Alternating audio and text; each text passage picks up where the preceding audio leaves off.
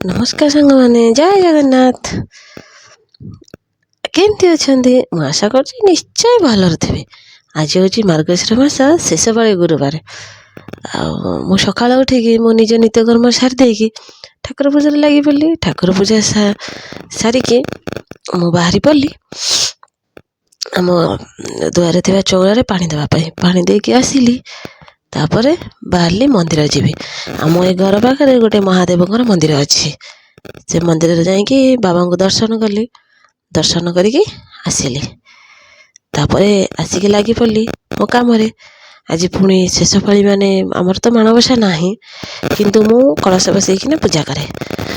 जेहेतु शेष पाली मत आज खीरी पिठा कर भोग देव पड़ो मत तो पिठा कर आसेनी तथापि जहाँ भी हो चेष्टा करी बाबू को लगे करी देखिया बाबू आमर साहाଯ୍य करुँच कि नहीं मत तो आशा ना से साहाଯ୍य करे बोली तथापि कहबी कि मत टे साहाଯ୍य कर देखिया कौन करी है ना जमी पारि करी माँ लक्ष्मी की भोग देदेवी।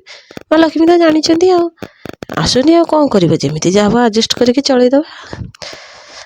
आज आपण मैंने गुरुवार पाली ना ना प्रायतः पूर्णमी पूर्व सरीगला कि आमर जेहेतु संक्रांति की धरी आमर यहाँ शेष पाली आपण मान आड़े सरला कि ना।